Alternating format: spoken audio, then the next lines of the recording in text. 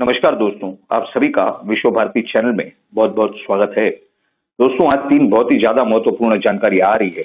सबसे पहली जानकारी ये है, ये आपके गूगल क्रोम ब्राउजर के बारे में है। खैर, ये जानकारी देने के पहले आप सभी से हम एक छोटा सा निवेदन करना चाहेंगे। देखिए दोस्तों, हमें ऐसा मालूम चल रहा है कि काफी सारे दर्शक जो हमारे वीडियोस रेगुलरली यानी हर रोज देखा करते हैं या काफी बार देखा करते हैं, लेकिन उसमें से कुछ 60% या 60% ऐसे भी व्यूअर हैं जिन्होंने अब तक विश्व भारती चैनल को सब्सक्राइब नहीं किया है।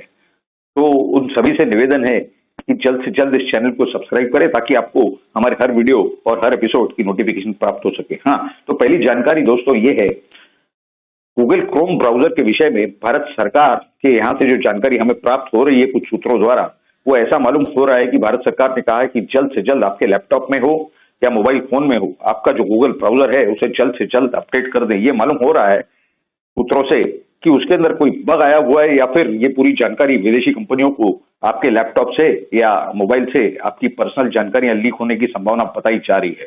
इसी संदर्भ में, इसी विषय में एक और जानकारी आ रही है, अगर आपने आपके लैपटॉप या मोबाइल में कोई बॉट्स लगाए हुए हैं तो उसे जल्द से जल्द अनइंस्टॉल कर दीजिए और उस ऐप को जल्द से जल्द डिलीट कर दीजिए, क्योंकि ये भी जानकारियां प्राप्त हो रही है कि ये जो बॉट्स हैं, इनके जो सॉफ्टवेयर हैं, इन्हें आपकी पर्सनल जानकारियां लीक करने के लिए कोई विदेशी कंपनियां इस्तेमाल करने की संभावना बताई जा रही है। तो आज के मूल मुद्दे पर, विषयों पर आते हैं। तो बहुत ही बड़े मुद्दे या विषय हैं।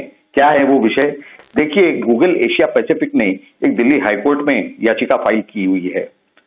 क्या है वो याचिका? खैर, उसकी फाइनल हियरिंग तो आने वाले मई 2022 में होने जा रही है, लेकिन वो क्या है ये पूरा मसला? ये मसला दोस्तों कुछ इस प्रकार का है कि गूगल क्लाउड इंडिया के और ये गूगल पैसिफिक के जो व्यवहार है उस विषय में है। गूगल एशिया पैसिफिक के इनके कुछ व्यवहार में 1106 करोड़ रुपए देने थे गूगल क्लाउड ने।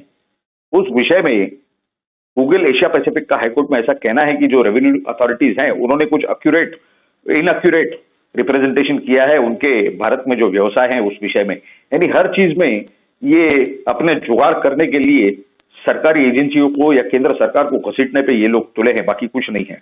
इनके विषय में इस तरह का ये हुआ है कि ये लोग, इनका जो प्रयास था वो ये था कि जो 10% है उनका जो पूरा पेमेंट 1106 करोड़ का, उसमें से वो 10% पूरा विथहोल्ड करना चाहते थे, लेकिन उसके ऊपर सिर्फ 8% विथहोल्ड करने की परमिशन दिल्ली हाईकोर्ट ने दी है। ये एक इंटरिम ऑर्डर है, एड इंटरिम यानी टेम्पररी ऑर्डर है। ये मसला ये इसी साल का है, यानी 2022 और 2023 जो आने वाला आर्थिक वर्ष है उस संदर्भ में है। वो उनका ये कहना है कि जो रेवेन्यू अथॉरिटीज है यानी भारत सरकार के, उन्होंने इसे गलत कंसीडर किया है। उन्होंने इसे क्लासिफाई किया है फीस फॉर टेक्निकल सर्विसेज, यानी जो ये पैसे दिए जा रहे थे उसे फीस फॉर टेक्निकल सर्विसेज के नाम पर क्लासिफिकेशन टैक्स अथॉरिटीज ने की है। यानी हर व्यक्ति जो हो, वो चाहे ये खान मार्केट गैंग हो, भले ये भारतीय है, उसके बावजूद ये भी अपना जुगाड़ करने में लगे हुए। विदेशी कंपनियों का तो यहाँ से कोई लेना देना नहीं है, उसके बावजूद वो अपना जुगाड़ करने में लगी हुई है। यानी वो मुंबई में कहा जाता है ना कि अपनी रोटी पे दूसरे की दाल घसीटना, आजकल तो वो नहीं है। आजकल तो अपनी रोटी पे दूसरे की बोटी घसीटना, इस तरह की परिस्थिति है पूरी की पूरी। भारत का जो बाजार है, 130 करोड़ की आबादी है, कितना बड़ा बाजार है, विश्व में सबसे बड़ा बाजार माना जाता है। ऐसे परिस्थिति के अंदर चाइना की आबादी भले ही ज्यादा हो, लेकिन वहां पर भी कुछ अलग ही विषय चल रहा है। एक और विषय है, वो है टेस्ला का। टेस्ला का विषय कुछ वो भी बड़ा अजीबोगरीब है। वो भी सिर्फ अपना जुगाड़ करने में लगे हैं। पिछले ही महीने ये जानकारी प्राप्त हो रही है कि उनके जो सीईओ हैं एलॉन मस्क, इन्होंने एक स्टेटमेंट दिया था। उन्होंने क्या कहा था? The company is working through a lot of challenges with government to launch its products in India. यानी भारत में अपने प्रोडक्ट्स को लॉन्च करने के लिए बहुत सारे चैलेंज फेस कर रही है उनकी कंपनी। चैलेंज क्या है ये? हम आपको वो चैलेंज की, ये तो अपनी भाषा में बताएंगे राहुल गांधी की। हम आपको असली हकीकत बताने जा रहे हैं। इस विषय पर कल लोकसभा में भारत सरकार के राज्य मंत्री हैं हेवी इंडस्ट्रीज के श्री कृष्ण पाल गुर्जर, इन्होंने कुछ जानकारी दी है। उसी से पूरा इस विषय का पूरा खुलासा हो रहा है। क्या है वो जानकारियां, ये सुनने लायक है। इन्होंने ये जानकारी क्यों दी? क्योंकि इनसे एक सवाल किया गया था। के सुरेश, कांग्रेस के सांसद, और बहुजन समाज पार्टी के मालूक नागर, ये लोग विदेशी कंपनियों की तरफ से सवाल करते हैं भारत सरकार से। इन्होंने ये जानकारी मांगी थी कि ये जो टेस्ला कंपनी है, इसे जो यहाँ पर आने के लिए टैक्स एग्जम्पशन, यानी उनके जो वहां से एक्सपोर्ट हो रहे हैं, यहाँ पर इंपोर्ट हो रहे हैं, यहाँ पर आयात जो उनकी गाड़ियां होने जा रही हैं, जो कि इलेक्ट्रिकल व्हीकल्स बताई जा रही हैं, उन्हें क्या टैक्स कंसेशन मिलेगी, यानी कस्टम ड्यूटी वगैरह की। तो इस पर प्रधानमंत्री नरेंद्र मोदी जी की सरकार है, ये कोई फालतू सरकार नहीं है। क्योंकि अगर आपको याद होगा 2014 में जैसे प्रधानमंत्री नरेंद्र मोदी जी देश के प्रधानमंत्री का पदभार उन्होंने स्वीकारा, संभाला, उसके बाद एक वॉशिंगटन पोस्ट हो, न्यूयॉर्क टाइम्स और कई सारे विश्व में ऐसे न्यूज़पेपर थे जिन्होंने कहा कि पहली सरकार है भारत में राष्ट्रीयत्व की, राष्ट्रवादी सरकार, सबसे पहली सरकार आई है। यानी 1947 1947 से लेके यानी 53 साल वो और 13 साल ये। आप बताइए कि इस तरह के हालात हैं, यानी वो एक तरह से कबूली दे रहे हैं कि इतने साल जो भारत में सरकारें रही, ये सब विदेशी ताकतों की सरकारें रही, खासकर कांग्रेस की। यानी उनके पैसे पे ये लोग चलते थे, उनके घोटाले और ये सब जो चल रहे थे, ये विदेशी ताकतों की तरफ से किए जा रहे थे देश को खोखला करने के लिए। इस तरह की ये डायरेक्ट या इनडायरेक्ट मान्यता ही हो जाती है। तो ऐसी ये परिस्थिति है। 53 और 13 यानी 68 साल देश इनडायरेक्टली विदेश के प्रतिनिधियों के अंडर रहा, विदेशी राज के तहत रहा। ऐसी परिस्थिति स्पष्ट रूप से दिखाई दे रही है। लेकिन प्रधानमंत्री नरेंद्र मोदी जी का जो काम करने का तरीका है, उसी विषय पर हम अभी बात कर रहे हैं। देखिए, उन्होंने ये साफ साफ मना कर दिया। उन्होंने कहा कि हम इस टेस्ला को, यानी कृष्णपाल गुर्जर साहब ने लोकसभा के अंदर, उन्होंने कहा कि हम इन्हें कोई टैक्स कंसेशन नहीं देने वाले हैं। क्यों नहीं देंगे, उसका भी जवाब उन्होंने दिया। लेकिन उसके पहले उन्होंने कुछ और जानकारी दी। उन्होंने कहा कि भारत के पास पीसीआई यानी पीएलआई यानी प्रोडक्ट लिंक्ड इंसेंटिव स्कीम है। किस चीज के लिए है? तो ऑटोमोबाइल और ऑटो कंपोनेंट्स के मैन्युफैक्चरिंग के लिए है। और तीसरा उन्होंने बताया कि एसीसी यानी एडवांस्ड केमिस्ट्री सेल, इनके मैन्युफैक्चरिंग यानी इनके उत्पादन के लिए है।